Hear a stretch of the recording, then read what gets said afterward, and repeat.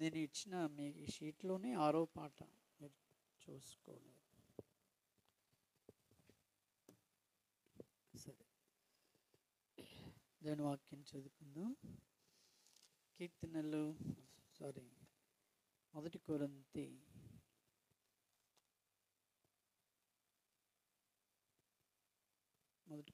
11వ అధ్యాయము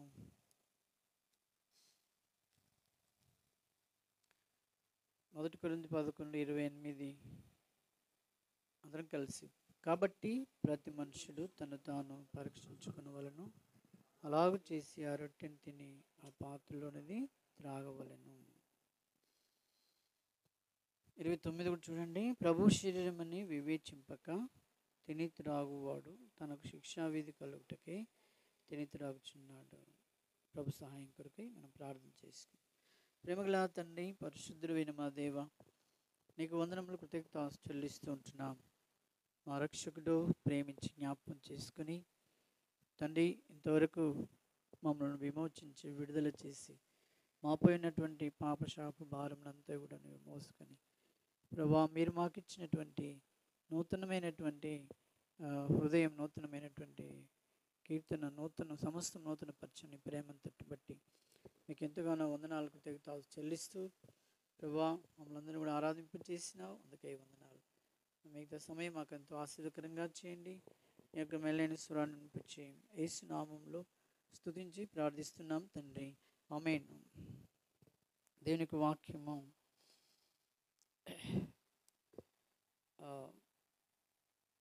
ప్రతి ప్రభుదినము మనం దేవుని వాక్యాన్ని, ఈ మాటను ధ్యానం చేస్తూ ఉంటున్నాం. ఈ మాటను ధ్యానం చేస్తూ ఉన్నాము, కానీ మరి మనము అలాగూ ఆ మాటను బట్టి దేవుని వాక్యంలో పరీక్షించుకోవడం అనేది చేస్తే చాలా మంచిది. నువ్వు పరీక్షించుకొని ప్రతి విషయాన్ని నువ్వు చెయ్యాలి అని చెప్పకముందే ప్రశ్నించుకొని మనము పరీక్షించుకొని చేస్తాం. లోకంలో అన్ని సంగతులన్నీ కూడా ఏం చేస్తామంటే, ఎవరు పరీక్షించుకోమని చెప్పకపోయినప్పటికీ కూడా మనము ప్రతిదీ కూడా పరీక్ష చేసుకొని మన జీవితం నడుస్తూ ఉంటుంది. ఈ మధ్యకాలంలో యూట్యూబ్ వచ్చిన దగ్గర నుండి ప్రతి విషయంను మనం క్షుణ్ణంగా పరీక్షించుకోవడము, ఆరోగ్య విషయంలో వీటన్నిటిని తెలియపరుస్తూ ఉన్నప్పుడు, వింటూ ఉన్నప్పుడు ప్రతిదీ మనం ఆ రీతిగా చేస్తూ ఉంటున్నాం. చాలా మంచిది మన ఆరోగ్య విషయంలో అలా చేయటము. కానీ దేవుని యొక్క ఆత్మీయతలో మరి పరీక్షించుకోవడం అనేది చాలా ప్రాముఖ్యం. ఎందుకంటే ఇక్కడ ప్రభు శరీరమని వివేచింపక తిని త్రాగువాడు తనకు శిక్షావిధి కలుగుటకే తిని త్రాగుచున్నాడు. అక్కడ ఏమన్నాడండి? ఏమంటుండ ఆయన? వివేచింపగా తిని త్రాగితే శిక్షావిధి వస్తుంది కదా, ఇదంతా బాధ ఎందుకు, హాయిగా తినకుంటుంటే బాగుంటుంది కదా అని కూడా అనిపిస్తుంది ఇక్కడ ఇది చదివినప్పుడు కదా. ఎందుకంటే శిక్ష ఎందుకు, గమ్మున ఉంటే బాగుంటుంది కదా అనిపిస్తుంది. మనం ఆరాధనలో చూసాము, నిజంగా అది మన ఆత్మీయతకు జీవాహారముగానే ఇచ్చాడు దేవుడు. మనం జీవ కలిగి లోకంలో జీవిస్తూ ఉండడం దేవునికి ఇష్టమైనటువంటిది. కాబట్టి ఆ రీతిగా మనము వివేచన కలిగి మనము ఆ శిక్షావిధి కలగకుండా ఉండునట్లు పరీక్షించుకోవడం అనేది దేవుని వాక్యంలో చెప్పాడు. ఒకవేళ ఆ రీతిగా చేస్తే ఏమొస్తుందంటే చూడండి 30వ వచనం. ఇందువలననే మీలో అనేకులు బలహీనులను రోగులనై ఉన్నారు. ఇది దేని గురించి చూపిస్తుందండి? ఇప్పుడు మన శరీరానికి కావలసిన బలము లేకపోతే ఇక్కడి వరకు వచ్చే వాళ్ళమే కాం. వస్తాం మనం రాలేం, ఎందుకంటే బలం లేదు కదా. అయితే ఇక్కడ మరి ఆయన చెప్పబడేటువంటి మాట, బలం లేదు కాబట్టి బలం లేకుండా రాలేకపోతాం. తర్వాత రోగంతో ఉన్నవారు వస్తారా ఇక్కడికి? చెప్పండి, రోగంతో ఉన్నవారు వస్తారా? రాలేరు. ఇంకెవరు? ఇంకా ఉన్నారండి, నిద్రించున్నవారు. మళ్ళీ మీరు వెనకపోతున్నారు. నిద్రించినవారు కూడా రాలేదు. ఒక ఆయన నిద్రించాడు, ఆయనను పోయి నిద్రపోతా అన్నారు. ఎవరిని? యోనాను పోయి నిద్రపోతా అని సంబోధించి మరి ఆయన నిద్ర లేపారు. ఇప్పుడు ఈ లక్షణాలు ఉన్నటువంటి వారు మరి దేవుని యొక్క సన్నిధానంలో వారు మరి భౌతికంగా చూసినట్టయితే ఈ లక్షణాలు ఉన్న వాళ్ళు ఎవ్వరు కూడా ఎక్కడికి రారు? మందిరానికి రారు. మందిరం పోయే టైంలో మంచిగా వండి తిని హాయిగా ఎలుకలు పట్టుకుంటే నిద్ర వస్తుంది కదా. ఆ తర్వాత ఏదన్నా రోగం ఉన్న వాళ్ళు ఇక్కడికి రాలేరు కదా. తర్వాత ఏంటి? బలహీనంగా ఉన్నవారు ఇక్కడికి రాలేరు. అయితే ఇది బాహ్య సంబంధంగా మరి చూపిస్తూ ఉన్నాడు. ఇప్పుడు ఆత్మీయంగా మనము ఆలోచన చేస్తే, ఒకవేళ ప్రభు చిత్తంలో మనము పరీక్షించుకొని ఆయన సన్నిధిలో యోగ్యంగా మనము పాల్పొందకపోవడమే కానీ, మరి ఆయన యందు విశ్వాసంలో మరి నడవకపోవడమే కానీ, వీటన్నిటిని బట్టి చూస్తే ఏమై ఉన్నామంటే, ఎక్కడ ఇవన్నీ ఉన్నాయి మనకి? ఇక్కడ ఎక్కడ కలుగుతున్నాయి? మనిషిలో అంతరంగంలో జరుగుతున్నటువంటి కార్యాలు ఇవి ఎక్కడ జరిగేటి అండి? అంతరంగంలో. అంటే ఆత్మీయమైనటువంటి వాక్య విషయంలో ఏమాత్రం కూడా ఏమి లేనటువంటి స్థితి, ఆరోగ్యం లేనటువంటి స్థితి, మరి బలహీనంగా ఉన్నటువంటి స్థితి. ఈ బలహీనులు మరి బలహీనంగా అనేకులు మీలో ఉన్నారు అంటున్నాడంటే ఆత్మీయమైనటువంటి బలహీనత. ఆత్మీయమైనటువంటి ఏంటండి? బలహీనత. ఏమమ్మా మరి పలానా దగ్గరికి పోదాం వస్తాం అంటే, అమ్మ నాకు ఏం లేదు, శక్తి లేదు, నేను రాలేను అని ఎలాగో చెప్పగలుగుతామో, ఆత్మీయంగా కూడా మరి నువ్వు బాహికంగా ఎంత తిని, ఎంత విటమిన్స్తో ఎంత తిన్నా కానీ ఆత్మలో బలహీనం అనేది ఉంటుంది. ఈ ఆత్మలో బలహీనంగా ఉన్నప్పుడు మరి మనము దేవుణ్ణి ఎక్కువగా వెంబడించడము మరి ఇవన్నీ కూడా చాలా తక్కువైపోతూ ఉంటాయి ఆత్మలో బలహీనంగా ఉన్నప్పుడు. ఇంకా తర్వాత ఏమన్నాడండి? ఈ బలహీనం పోయిపోయి ఏమొస్తుందట? రోగం వస్తుంది. ఇక రోగం వచ్చేస్తుంది. మనము ఆత్మీయతలో రోగగ్రస్తులం అయిపోతాం. రోగం వస్తుంటుంది అంటున్నాడు. రోగం అంటే ఇక దేవుణ్ణి ఎక్కువగా ప్రేమించకపోవడం, దేవుని యందు ఆశ కలిగి లేకపోవడం, మరి పరీక్షలో అన్నిట్లో కూడా ఎలాంటి విషయంలో మరి శ్రద్ధ చూపకపోవడం అనేది జరుగుతూ ఉంటుంది.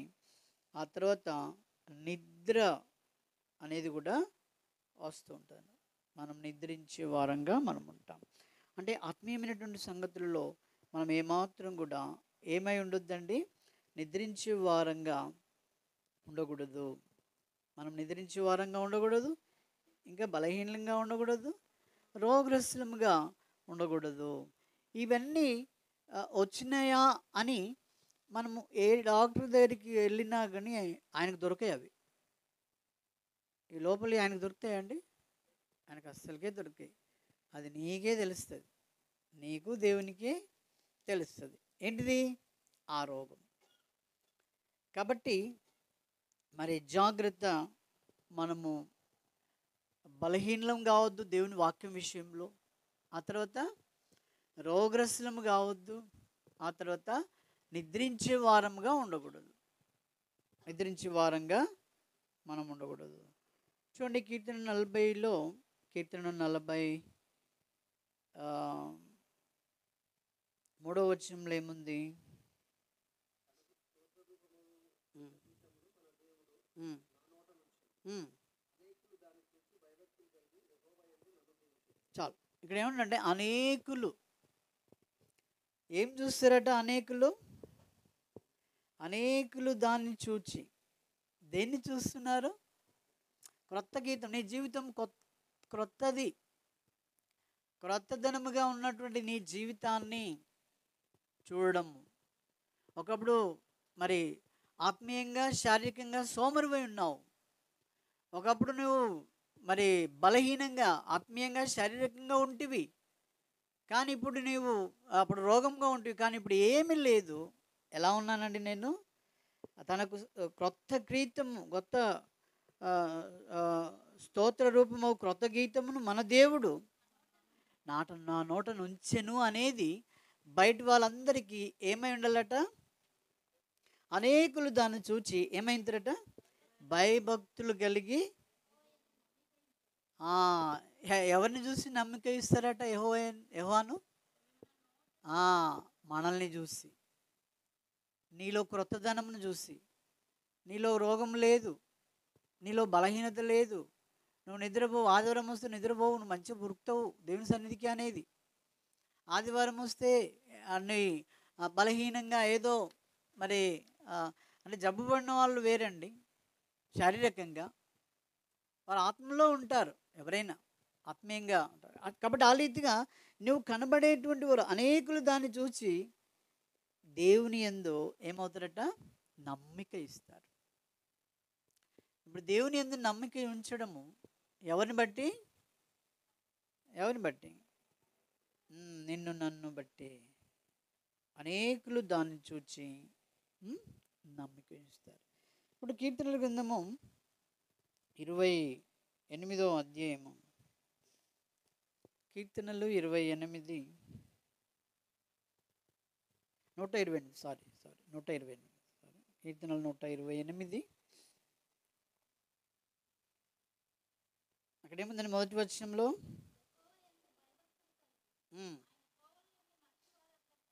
చాలు. యెహోవా యందు భయభక్తులు కలిగి ఆయన త్రోవలో నడుచుకోవాలి. అది దేవుని బిడ్డలు ఆయన త్రోవలో నడుచుకోవాలి. అందుకనే పరీక్ష అంటున్నాడు. ఎలా నడుస్తున్నావు? ఎలా నువ్వు జీవిస్తుంటున్నావు? నువ్వు పరీక్ష చేసుకో. ఆయన యందు భయభక్తులు కలిగి ఉండి నీవు ఆయన త్రోవలో నడుచుకునే వారంగా మనలో. ఊరికినే నడవడం కాదు, ఊరికి అందరూ నడుస్తారు, కానీ నీవు ఏం చేయబడ్డావు? నీవు విమోచింపబడినవాడు, నీవు ఈ సృష్టిలో నుండి ప్రత్యేకింపబడినవాడు. కాబట్టి నీ నడవడిలో ఏముండాలండి? భక్తి మర్యాదలు ఉండాలి. ఎవరి భక్తి మర్యాదలు? నిన్ను సృష్టించినటువంటి దేవుని భక్తి మర్యాదలు ఉండాలి. ఆ భక్తి మర్యాదల్లో నేను నడుచుకునే వారంగా ఉండాలి. సామెతల గ్రంథము 2వ అధ్యాయము, సామెతలు సరే మొట్టమొదటిగా మొదటి అధ్యాయం చూడండి. మొదటి అధ్యాయము 7వ వచనం ఏమన్నాడు?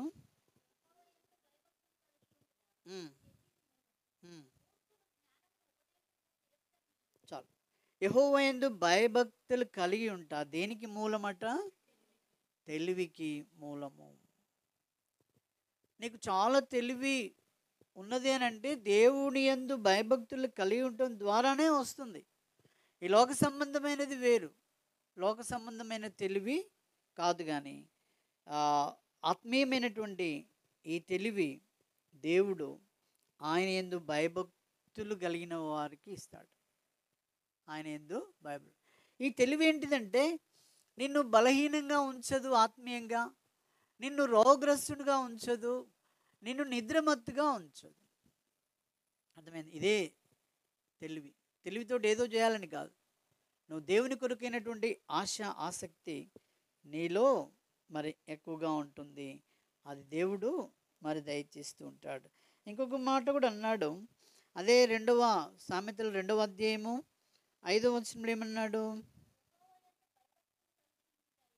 ఉమ్, ఉమ్. యెహోవా యందు భయభక్తులు కలిగి ఉంటుంది ద్వారా దేవుని గురించినటువంటి విజ్ఞానము ఏమవుతుందండి? నీకు లభించును. దేవుని గూర్చినటువంటి విజ్ఞానము నీకు లభిస్తుంది. ఈ లోకంలో చాలా వరకు చాలా తెలివి విజ్ఞానం ఎక్కువైపోయింది. ఈ కంప్యూటర్ యుగంలో అది చాలా మంచిదే. కానీ దేవుని గూర్చినటువంటి జ్ఞానము తక్కువైపోయింది. లోకం విషయంలో చాలా ఉంది, చాలా జ్ఞానం వచ్చింది, చాలా నేర్పిస్తున్నారు. ఉదాహరణ చెప్పాలంటే కొన్ని ఆరోగ్య సూత్రాలు అనేది బాగా చెప్తూ ఉంటారు. దేంట్లో మన యూట్యూబ్లో మొబైల్లో వస్తూ ఉంటాయి. అవి ఒకప్పుడు లేకుండే. ఒకప్పుడు ఏది కావాలన్నా డాక్టర్ దగ్గర పోయేదాకా తెలియకపోయేది. కానీ ఇప్పుడు ఆయుర్వేదిక్ వాళ్ళు ఏం చేస్తున్నారు? రకరకాలుగా అన్నీ యూట్యూబ్లో చెప్పి మీరు ఇట్లా అట్లా అని చెప్పేసి ఒక ఒక ఒక జ్ఞానము ద్వారా మరి దాంట్లో నడుస్తున్నాం. మా చిన్నప్పుడు వేడి నీళ్ళు తాగమని ఎవరు చెప్పలే మాకు. తెల్లవారు లేవగానే ఏం చేయాలి మీరు? వేడి నీళ్ళు తాగండి ఎవరని చెప్పారా?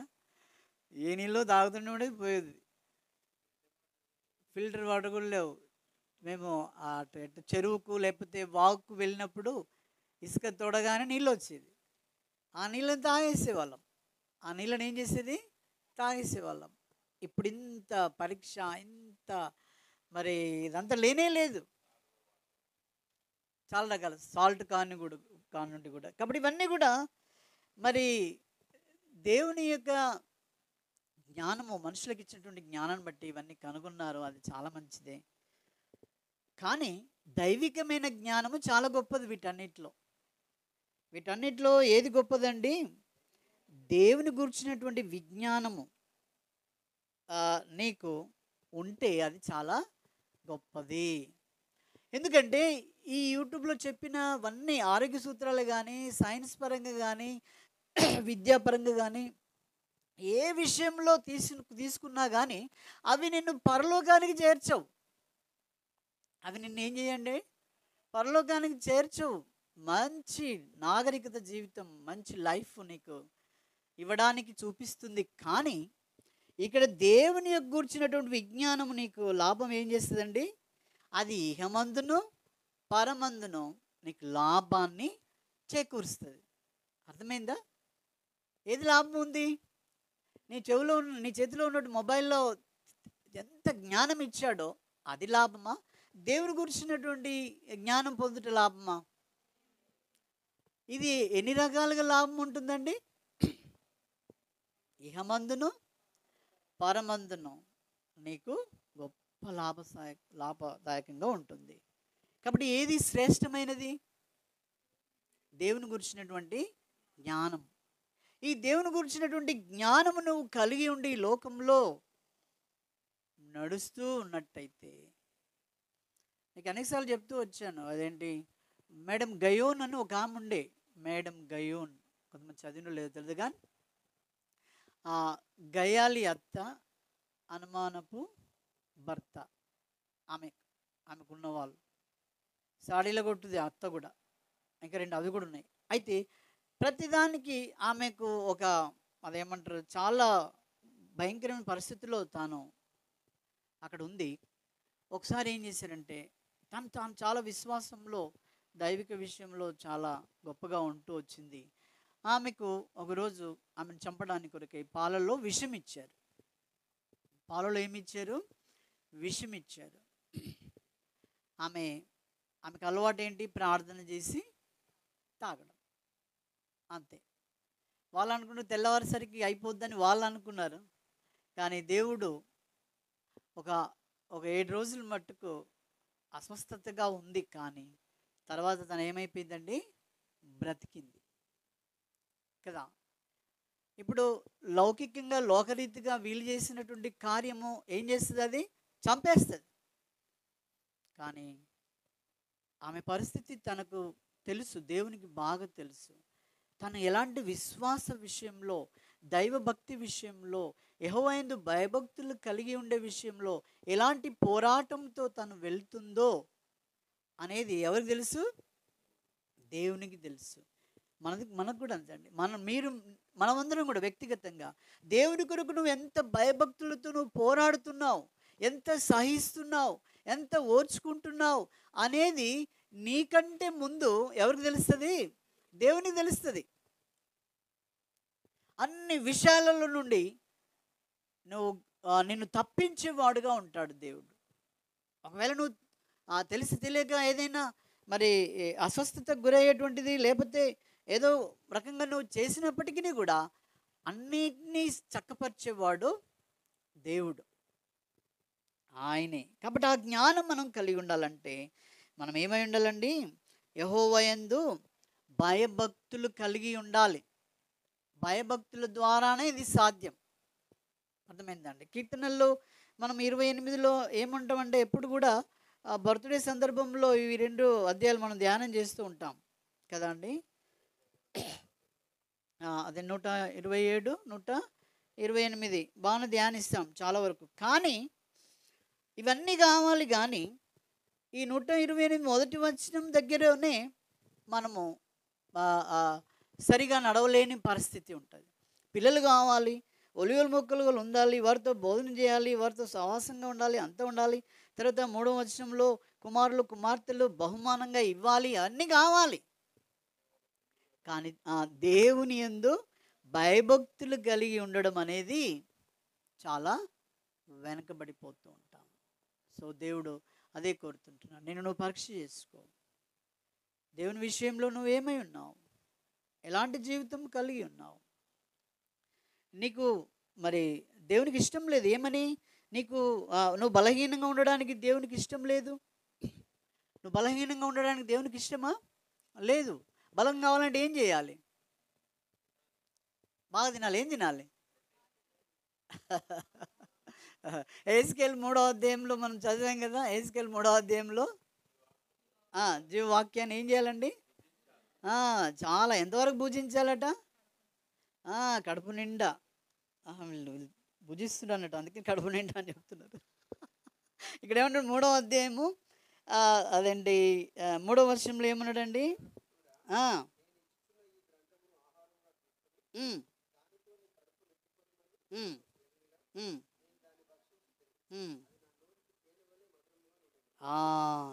అది నీ నా నోటికి ఎలా ఉంటుందట అండి? తేనె వలె ఉంటుంది. దేవుని వాక్యం ఎంత చూడండి. దీన్ని మనము లోకరీతిగా కూడా చూస్తున్నట్టయితే తేనెలో ఎంత అదంటే ఔషధ గుణాలు చాలా ఉన్నాయి. చాలా అంటే చాలా. అవి దాని గురించి ఒక లిస్ట్ చేయాలనుకోండి, అది ఎవరైనా మరి మన స్పీకర్స్ ఎవరైనా చేస్తారు. మేమెవరైనా. కాబట్టి దాని చాలా ఉన్నాయి అన్నట్టు. అయితే అంతటిది కంటే ఎక్కువ కూడా విలువైనటువంటిదని దేవుని యొక్క వాక్యము ఏం చేస్తుంది? అయితే దీన్ని మనం ఎలా తినాలటండి? కడుపు నింపుకోవాలా. మనం కడుపు నింపుకోవాలా. నీ కడుపు నిండింది అనుకో, శారీరకంగా కడుపు నిండితే శరీరము బలహీనంగా ఉంటుందా, బలంగా ఉంటుందా? బలంగా ఉంటుంది. అయితే మరి ఆత్మీయంగా నువ్వు బలహీనంగా ఉండొద్దు అని అంటే ఆత్మను కూడా నువ్వేం చేయాలండి? బలంగా ఉండడానికి కొరకు నువ్వేం చేయాలి? దేవుని వాక్యాన్ని నువ్వు భుజిస్తూ రావాలి. అర్థమైందా అండి? భుజిస్తూ రావాలి. అప్పుడు నువ్వు ఎలా ఉండవు? బలహీనంగా ఉండవు. మళ్ళీ ఇప్పుడు తేనె కంటే మధురం అన్నాడు కదా, ఎహెజ్కేలు మనం చూసినాం కదా. ఇప్పుడు నీకు రోగం కూడా నిన్ను సమీపించదట. టీకా ఎందుకు వేస్తారండి? ఏదేం టీకా? అది చిన్నపిల్లలకి వేస్తారు చూడండి. పోలియో ఎందుకు వేస్తారండి? అది నీ దగ్గర రాకుండా ఉండడానికి కొరకే ముందే ఇప్పుడు వేసిస్తున్నారు. అయ్యో ఇప్పుడు ఎవరైనా అలా ఉన్నారంటే అయ్యో పోలియో వేయలేదా అండి అంటారు. ఇప్పుడు పిల్లలందరూ కూడా ఏమి ఇస్తూ ఉన్నారు? పోలియో ద్వారానే ఉంటున్నారు. ఎందుకంటే ముందు జాగ్రత్తకు. ఎందుకు? ఆ పోలియో ఒక రోగము నీకు రాకుండా ఉండడానికి కొరకే ఏమిస్తున్నారు? పోలియో ఇస్తూ ఉంటున్నారు. అలాగే మరి దేవుని యొక్క వాక్యం నువ్వు భుజించడం ద్వారా నీకేం రాదట? రోగం రాదు. ఎక్కడ రాదు? ఆత్మీయతలో. శరీరంగా వస్తాయనుకోండి, అవి వేరు. ఎందుకంటే ఈ శరీరము ఏం శరీరం అట? మట్టి శరీరం. దేవుడు మట్టి శరీరములో ఎవరిని చేశాడు? ఎవరిని చేశాడు మట్టి శరీరంతో? ఆదామును చేశాడు. అవన్నీ చేయలే కదా, ఆదామును చేశాడు. హెబ్రీ భాషలో, ఆ టైంలో హెబ్రీ భాషలో ఆ మట్టి పేరు ఆదామట. మరి బైబిల్ టీచర్స్ వాళ్ళు చెప్పారు, విన్నాను నేను. ఆ మట్టి పేరు ఏం పేరు? ఆదాం. అందుకనే దేవుడు ఆదామా అని పిలిచాడు. ఆ మట్టి ఆదాం. మన దగ్గర ఒక సార్ ఉండేది అరవింద్ స్కూల్లో, ఏ మటన్ ఇట్రా అనేది, తర్వాత ఏ డ్రైవర్ ఇట్రా అనేది. అంటే ఏంటి అర్థం? మటన్ కొట్టే కొడుకు, డ్రైవర్ కొడుకు, అట్లా పిలుస్తూ ఉండేది. అయితే దేవుడు నేల మట్టితో చేశాడు. ఈ నేలను మరి హెబ్రీ భాషలో ఆదాము అని పిలువబడుతుందని చెప్పారు. అది ఆదాము. అందుకని ఆదాముగా ఈ లోకంలోనికి వచ్చాడు. ఈ నేల మట్టితో చేయబడిన మనము ఈ ఆత్మీయత రోగానికి, ఈ ఈ నేల మట్టితో చేయబడిన ఈ శరీర రోగానికి చాలా డిఫరెంట్, చాలా వేరు. అర్థమైందా అండి? అయితే మనము జ్ఞానం కలిగి ఏం చేయాలంటే, మన ఆత్మీయమైనటువంటి రోగం రాకుండా ఉండడానికి కొరకే ఈ ప్రభు దినాల్ని దేవుడు నీకు ఇచ్చే ఆరాధన సమయము, చదివే సమయము నీకు వ్యక్తిగతంగా ఇచ్చాడు. ఎందుకొరకు ఇది? నీ ఆత్మీయతలో రోగం రాకుండా ఉండడానికి కొరకై ఈ ప్రభు దినం, దేవుని వాక్యాన్ని ధ్యానించడం. అందుకని ఇప్పుడు మీరు చాలా జాగ్రత్తగా ఆరోగ్యవంతులుగా మీరు ఉండాలని చెప్పేసి మరి యూట్యూబ్లలో మనం చూస్తూ ఉంటున్నాం. మంచి ఆరోగ్యదాయకమైనటువంటి అన్నీ చెప్తుంటారు. చాలా రకాలుగా ఉన్నారు వాళ్ళందరూ కూడా కదా. అసలు ఎన్ని ఎన్ని వినాలంటే అన్ని ఉన్నాయి. అన్ని రకాలుగా మనం వింటూ మనం ఎలా కావాలని ఆరోగ్యవంతులుగా మీరు ఉండాలి అని చూస్తుంటున్నారు. అయితే మరి అవి చెప్తూ ఉన్నారు, వాస్తవమే. కానీ దేవుడు నీకు తన యొక్క పరిశుద్ధ గ్రంథమును నీకు ఇచ్చాడు. అంత మాత్రమే కాదు, తనను రక్షించుకున్న బిడ్డల్ని ఆ ప్రభు దినాన్ని ఇచ్చాడు. ఈ ప్రభు దినంలో దేవుని వాక్యాన్ని ధ్యానిస్తూ మరి దేవుడు దాసులతో ఏమి మరి చెప్తున్నాడో అవన్నీ వింటూ పోవడం ద్వారా మనకేం కలుగుతుంటుందండి? రోగానికి దరిదాపుల్లో వెళ్ళలేము అన్నట్టు. అర్థమైందా అండి? రోగానికి తర్వాత నిద్రపోలేము. మనం జాగ్రత్తగా విని ఆయన యందు భయభక్తులు కలిగి వెళ్తూ ఉన్నట్టయితే మనకేమి రావు? నిద్ర రాదు, రోగం రాదు, తర్వాత నీవు బలహీనంగా ఉండవు. అందుకని వాటన్నిటిలో నుండి నువ్వు అధిగమించాలంటే నువ్వేం చేయాలి? దేవుని వాక్యం చదవాలి. ఇంతకుముందు మనము వర్షంలో విన్నాం ఏంటంటే నైవేద్యం. నైవేద్యం అంటే నైవేద్యం వేస్తే ఏం పోతుంది? అది ఎవరు ఆగ్రహిస్తారు? ఎట్లా వెళ్తుంది? ఏ రూపంలో వెళ్తుంది? అది ధూప రూపంలో వెళ్తుంది. అయితే న్యూ టెస్ట్మెంట్లో అది ప్రార్థనను కూడా చెప్పాడు. ప్రార్థన కూడా ఎలా ఉండాలట? ధూపంలాగా ఉండాలి. ఇప్పుడు నీకు ఏం కావాలి? పరిశుద్ధ దేవుని వాక్యము ఆహారంగా కావాలి. తర్వాత దేవుడు చేసినటువంటి మేళ్ళు, అవసరతలు అన్నిటి కొరకై నువ్వేం చేయాలి? కృతజ్ఞతగా దేవుని సన్నిధిలో మరి మనం ప్రార్థిస్తూ రావాలి. ఆరాధన సమయంలో ఆరాధిస్తూ రావాలి. ఇవన్నీ చేస్తూ ఉన్నప్పుడు మన దరిదాపుల్లోనికి కూడా ఏమి రావండి? రోగాలు, బలహీనత మరి ఇవి రావు. రాత్రి మనం పడుకునే ముందు చాలామంది ఏం చేస్తామండి? దోమలు దరిదాపులు రావద్దని ఏం చేస్తాం? ఆల్ అవుట్ పెట్టుకుంటాం. తర్వాత రింగుదో మస్ట్ కాయలు అదొకటి పెట్టుకుంటాం. తర్వాత ఇంకోటి రుద్దుకుంటారు కూడా, ఒడమస్. సో ఇవి ఎందుకు చేస్తారు? ఇది దోమలు దరిదాపులో మనకు రాకుండా ఉండడానికి కొరకై అవి చేస్తాం కదా. ఎందుకంటే రోగ బారిన పడతామని, మలేరియా వస్తుందని, రకరకాలుగా. వీటి విషయంలో జ్ఞానం మంచిదే, కానీ దైవిక విషయంలో కావాలి. దైవిక విషయంలో మనం ఇటు జ్ఞానం కలిగి ఉండాలి. అప్పుడే మనం ఆరోగ్యవంతులముగా వెళ్తూ ఉంటాం. శ్రమలు వస్తాయి, బాధలు వస్తాయి.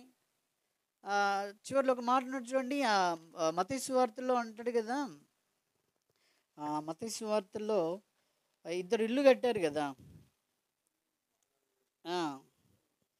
ఇల్లు కట్టాడు కదా. ఎక్కడండి? మత్తయి సువార్త 7వ అధ్యాయము, మత్తయి సువార్త 7వ అధ్యాయము 24వ వచనం చూడండి. కాబట్టి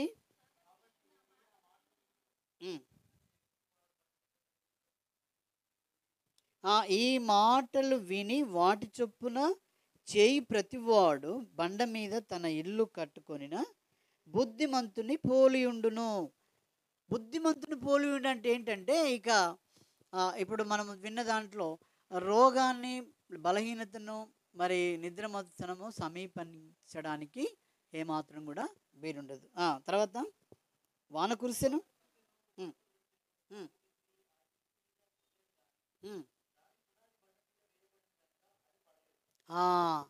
వానలు వచ్చాయి, వరదలు వచ్చాయి, మరి గాలి వీచింది. ఇప్పుడు ఎన్ని పట్టణాలు గాలిలకు, వానలకు కొట్టుకుపోతున్నాయి. కార్లు, బిల్డింగ్స్ ఇప్పుడు కొట్టుకుపోతున్నాయి కదా అండి. భౌతికంగా ఇవన్నీ కొట్టుకుపోతాయి. ఆత్మీయంగా చెప్తున్నాడు ఏంటంటే, నీకు వానల్లాంటి, తర్వాత వరదల్లాంటి, గాలి లాంటి ఎన్నో శ్రమలు నీ యొక్క ఆత్మీయ జీవితానికి వస్తూ ఉంటాయి. కానీ నువ్వేం చేస్తున్నావండి? నువ్వేం చేసావు? తేనె లాంటి దేవుని వాక్యాన్ని ఎక్కువగా నువ్వేం చేసావు? భుజించావు. కాబట్టి అవి నీ దరిదాపులోనికి రావు. కానీ వచ్చేది ఎవరట? 26వ వచనం. మరియు ఈ నా మాటలు విని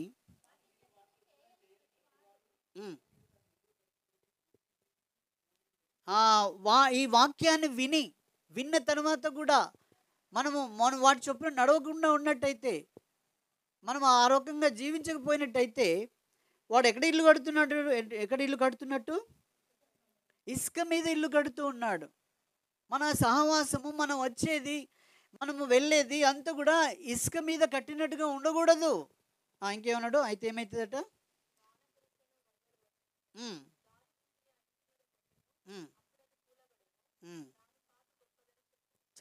చూసారా అండి, దాని పాటు చాలా గొప్పది. ఎంత నష్టమో. కాబట్టి మన ఆత్మీయ జీవితాన్ని ఎక్కడ కట్టుకోవాలి? బండ మీద ఇల్లు కట్టిన బుద్ధిమంతుని పోలి ఉండాలి. ఏం లేదండి, ఇటుకలు ఇవన్నీ కొనమని ఏమంటలేదు, ఏం లేదు. నువ్వు సమయం దొరికినప్పుడు దేవుడిచ్చిన వాక్యాన్ని నువ్వేం చేయాలి? భుజిస్తూనే ఉండు. అప్పుడే నీవు ఆటోమేటిక్గా నువ్వేమైపోతావు? బలం పొందుతావు. ఆటోమేటిక్గా నీకేమొస్తుందండి? బలం వస్తుంది. ఆ బలం కలిగి జీవిస్తావు. ఆ రీతిగా ప్రభు కొరకై నీకై నీవే నిలబడతావు. నేను యేసుప్రభుని నమ్మిన తర్వాత నాకు ఎవరు చెప్పలేదు 4 గంటలకే, 4:30కే, 5 గంటలకే లేచి వాక్యం చదవమని. అలాంటి ఆశను దేవుడు కలగజేశాడు. కలగజేసిన తర్వాత అప్పుడు నేనేం చేసేదంటే, అందరికంటే ముందే నేను లేచి దేవుని వాక్యాన్ని చదువుకుంటూ ఉండేవాడిని. దేవుని వాక్యాన్ని అప్పటి నుండి కూడా ఎంత పెద్ద చదవర్లైనా, వాళ్ళు ఎంత పెద్ద ఉద్యోగస్తులు కానివ్వండి, అంటే గొప్ప విషయం ఏంటంటే దేవుని గురించినటువంటి జ్ఞానంతో వెంబడిస్తున్నాము. కాబట్టి ఇది రాంగ్, నువ్వు చేసేది ఇది రాంగ్ అని ఎవరు చెప్పలేకపోయారు. కారణం ఏంటి? దేవుని జ్ఞానం ఇచ్చాడు. దేవుడు ఆ జ్ఞానం ఇచ్చాడు. దేవుడు తన స్వాధీనంలో మనల్ని ఉంచుకుంటాడు. మనకట్టి జ్ఞానం ఇస్తాడు. ఆయన బిడ్డలుగా మనల్ని స్థిరపరుస్తాడు. అయితే మనం చేయవలసింది ఒకటే, మనం కడుపు నిండా తినాలి. మీరు బిర్యానీ చేసి నన్ను ఆహ్వానించారు అనుకోండి, మా సంఘం అంతా నీకంటే ఎక్కువ నేను తినాలని ఆశపడి తింటాను. అంతేనే కదా? ఎవరైనా తక్కువ తింటారని చెప్పండి? ఎక్కువనే కదా. ఇంకేమనంటే అది నాకు బల్లే, ఈ ముక్క నాకు బల్లే అని అంటాం కొన్నిసార్లు కదా. అది పడితే ఇంకా తిందునేమో, ఇది పడితే ఇంకా తిందునేమో అనే ఆశ ఉంటుంది. మరి దేవుని వాక్యంలో ఎందుకు అలా చదవవు? కీర్తనలు చదవాలి. అయ్యో దాంట్లో ఎంత ఉంది, సామెతలు చదువుదాము, అందులో ఎంత జ్ఞానము. పరమగీతలు చదువుదాము, అదెంట్లుందో. లేకపోతే సువార్తలు చదువుదాం, ఇది చికెన్ అది మటన్ అన్నట్టుగా నువ్వు ఎందుకు దాన్ని చదవవు, తినవు? అది తింటే నీకు బలం వస్తుంది. దీని ద్వారా నువ్వు ఇహమందును పరమందును దేవుని బిడ్డగా నమ్మకంగా జీవించగలుగుతావు. కాబట్టి ఆ రీతిగా మనం పరీక్షించుకొని మరి ఎలాగూ దేవుని యొక్క వాక్యంలో మనం వెళ్తూ ఉన్నాము పరీక్షించుకొని దేవుని కొరకే నమ్మకంగా జీవిస్తూ రావాలని ఆయన కోరుతూ ఉంటున్నాడు. ఆ రీతిగా ప్రభు మనకు సహాయం చేయను గాక. మనం మోకరించి ప్రార్థన చేసుకుందాం, మనము పరీక్షించుకుందాం.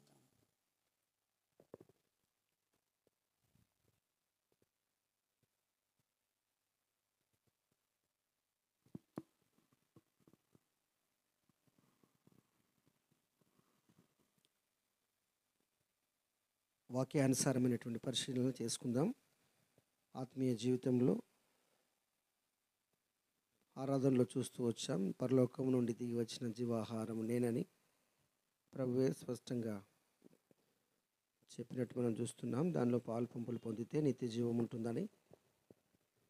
ఇది భౌతికపరమైన బల్ల రొట్టెనే కానీ క్రీస్తుకు సాదృశ్యమని మనం జ్ఞాపకం చేసుకొని